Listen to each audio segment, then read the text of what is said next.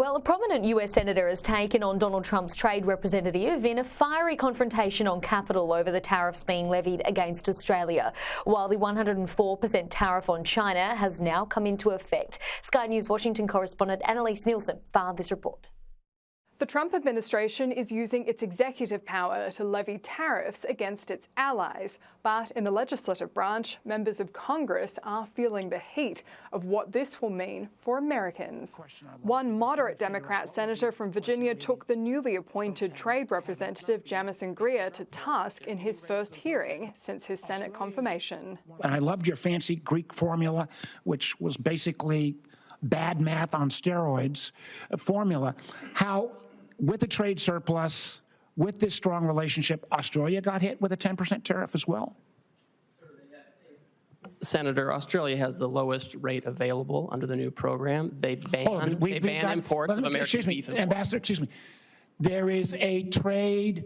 We already have a free trade agreement. We have a trade surplus. So getting the least bad, why did they get whacked in the first place? We're addressing the $1.2 trillion deficit, the largest in human history that President Biden left us with. We should be running up the score in Australia. Ambassador Greer, answer the question on Australia. We have a trade surplus with Australia. We have a free trade agreement. Why? They are an incredibly important national security partner. Why were they whacked with a tariff? Senator, despite the agreement, they ban our beef, they ban our pork. They're getting ready to impose measures on our digital companies. With your Greek letter formula, the fact that we have a trade surplus. We have a global tariff on everywhere. We're trying to address the $1.2 trillion deficit that Biden left us with. I think that answer, sir, you're a much smarter person than that answer. In plain terms, the US trade representative is saying the United States cannot afford to service its own debts, so is relying on forcing allies to pay them down instead, while Republicans continue to incorrectly claim Australia is banning US beef imports. Australia basically denies access to its huge market, but not as a result of tariffs so much as non-tariff barriers to trade. Could you speak to that? Yes, Senator, and it's always surprising because we have a free trade agreement with Australia, and we would expect that we would have fair and reciprocal trade.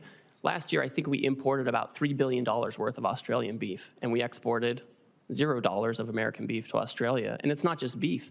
Australia also blocks on specious, fake science grounds, the export of fresh and frozen U.S. pork. Australia does not ban US beef imports. It does have restrictions on USMCA beef. That's meat sourced under the US, Canada, Mexico free trade deal. So it might be from Mexico or Canada and stamped as made in America to send to Australia. That's what Australians want to restrict, which under normal circumstances, Republicans would support. Annalise Nielsen, Sky News, Washington, DC.